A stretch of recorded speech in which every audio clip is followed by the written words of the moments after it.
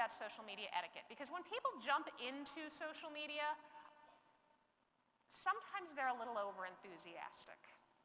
And this is actually part of the reason that I got involved sharing this with so many companies, and why I started my blog at jenfongspeaks.com, because I saw so many people out there who were just doing it so poorly, and they were giving us as an industry a bad name. Even now, if you go onto Twitter or some of these other tools, people will say, "You're in network marketing, I don't want anything to do with you." And that's unfortunate, because we have so much to offer. And so it's become a personal passion of mine to help direct sellers do it well, because we do have so much to offer. We just need to package it better. And so that's what we're doing today. So let's talk about the etiquette, things to keep in mind. Number one, when you connect with people online, build relationships first. You would not walk up to someone in the street and first start talking about your business. It would be rude. These are still people, even though we're talking to them on the computer. You start by building relationships. Number two, give more than you receive. That's a good philosophy for life, right? And it's also pretty much the ground rules in social media. So don't think you're just going to get on there and think it's free advertising and just blast your business all day. It's not what it's about, and it will not be effective for you. Rather, share ideas. Give ideas away for free. Give prompts to others. If you see somebody else post something really good that you decide to share with your network of people that you've connected with, give credit where credit is due. What you're doing is building something called social capital. When you help others, they are more inclined to help you and share your content as well. And that's how the game is played in social media. And honestly, that's a good thing. It's really a pretty fair and equitable playing field. Keep it social. People do not show up on social networks to be sold.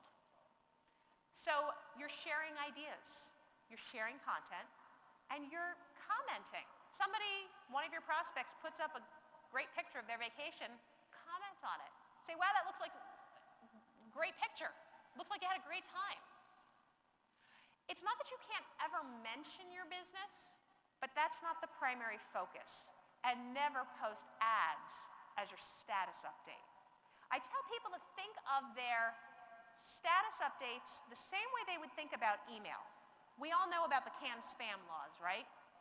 You're not allowed to send people unsolicited business emails. They must opt in for them. Well, guess what? Your social networks have not opted in for your business messages either, unless they have joined a group or a page or in some other way said, "It's okay for you to send me those messages." So your general social networks should be thought of as a place to provide value and build relationships. You can then set up another level.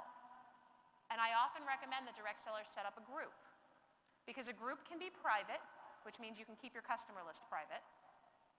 And at the same time, you can then provide more specific business messages that people have opted in for. Post appropriately. You know, think before you post. You want to use, I probably don't even need to tell you this, but use nice language, be positive, that kind of stuff. You know what I'm saying. Be nice.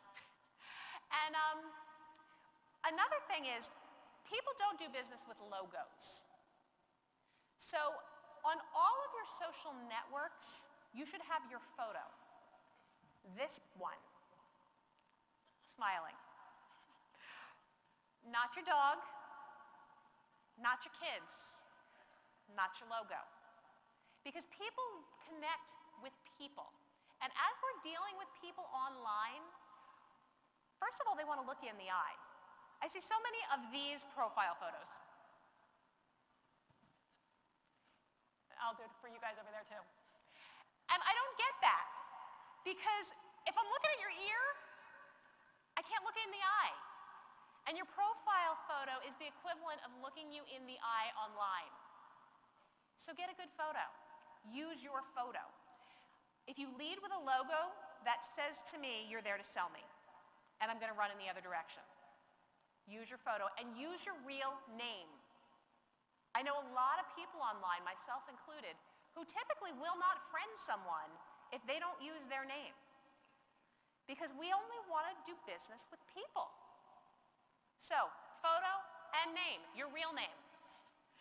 And if you are a game player, you all know who you are. If you're a closet Farmville lover, make sure you set the settings so that the rest of us don't have to see it. Okay? Enough said.